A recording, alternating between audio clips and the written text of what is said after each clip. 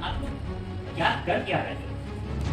एक घर बहुत बहुत परिश्रम से 2-3 पीढ़ियों के बाद कुछ बना रहे थे, उस पर क्यों बुलडोजर चला रहे थे? और जब बुलडोजर किसी एक के घर पे चलता है तो हम सभी के घर पे चलता है। हमारे संविधान में देखें तो हमने क्या लिखा था प्रीएम्बल में? Liberty, equality, fraternity. और फ्रेटर्निटी जो भाईचारा है वो एक हम लोगों में एक मुआहदा है कि हम दोस्त बनकर रहेंगे, क्योंकि उसके बगैर देश चल नहीं सकती।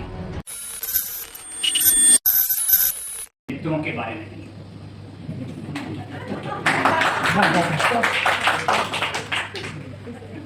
कि जो हम दोस्त बनाते हैं, हम ये नहीं देखते हैं कि वो हिंदू है, मुसलमान है, ईसाई है, सिख है।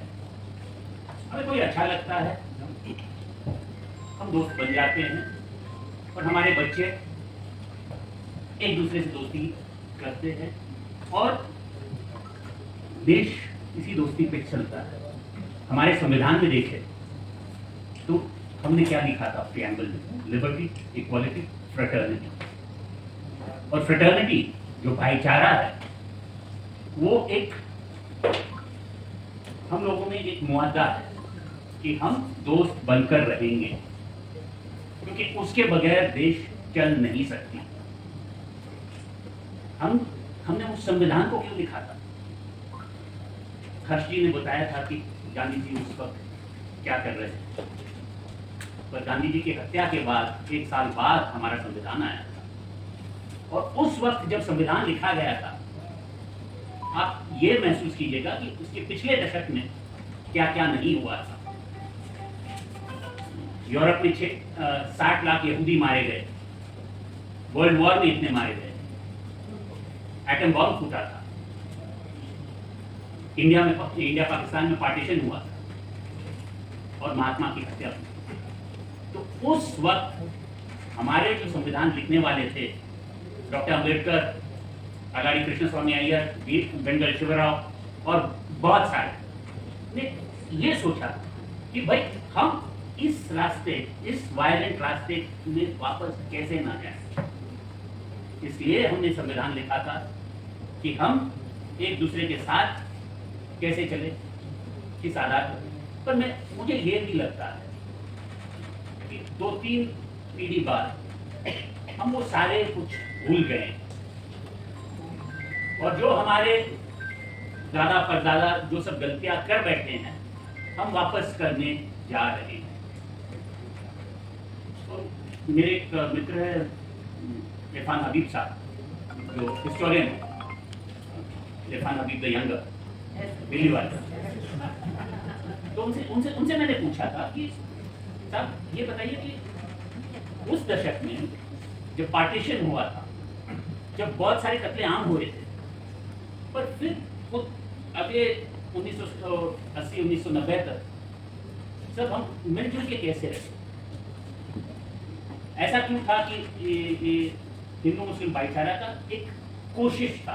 आप उस वक्त के फिल्म देखें, उस वक्त की सोसाइटी देखें, हम लोग एक साथ थे। उसके बाद क्या हुआ? और उसके बाद उस वक्त उतने झगड़े क्यों नहीं हुए?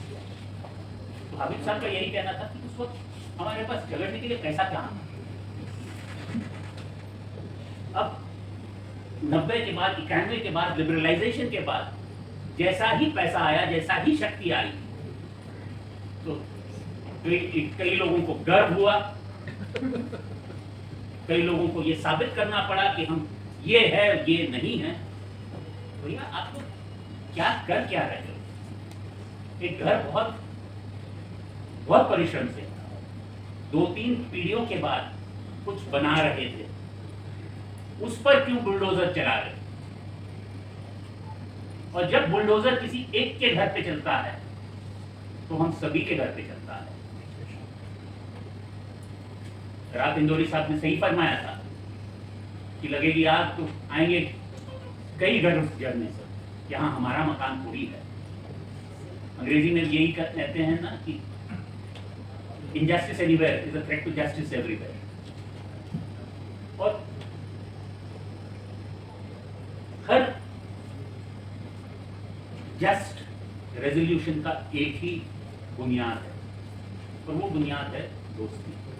और मैं शुक्रगुजार हूं सभी का कि हम इस प्रोजेक्ट में जुड़े हैं, और हम सारे जो जिनके बाल सफेद हो गए हैं, जो बाल गिर रहे हैं, हम तो सिर्फ बयान कर सकते हैं। जो आगे बढ़ाना है, जिसको ये देश चलाना है, वो हमारे मेरे कुछ जूनियर्स है, उस पीढ़ी को आगे चलाना है। और मैं यही एक वादा कर सकता हूं कि जब तक हम हैं, हम डटे रहेंगे, हम आपके दोस्त रहेंगे, और चाहे कोई भी मित्रों आए और उनके मित्र भी आए, हम डटे रहेंगे। ठीक है।